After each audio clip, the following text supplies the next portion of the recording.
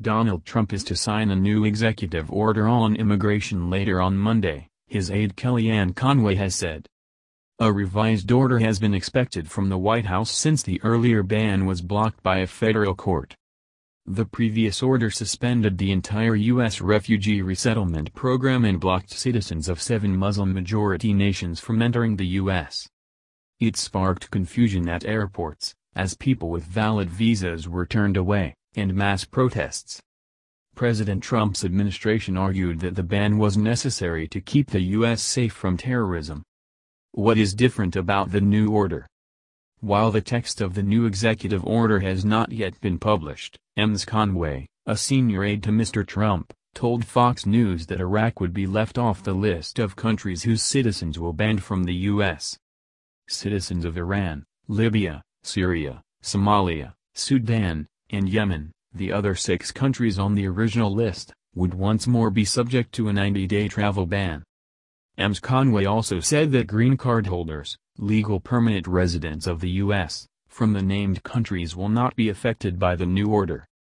Refugees would be banned from entry for 120 days, according to Reuters. But Ms. Conway indicated that Syrian refugees would no longer be indefinitely barred.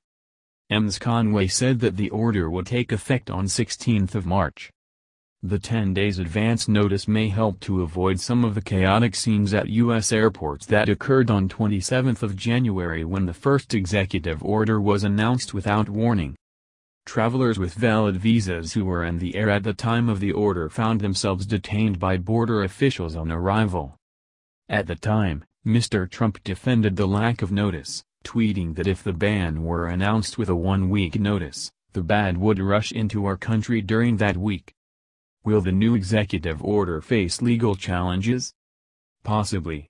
The delayed implementation will help the legal case, as one concern of the federal judges who refused to reinstate the original ban was that the Justice Department had failed to show that the executive order gave enough notice and a hearing prior to restricting an individual's ability to travel.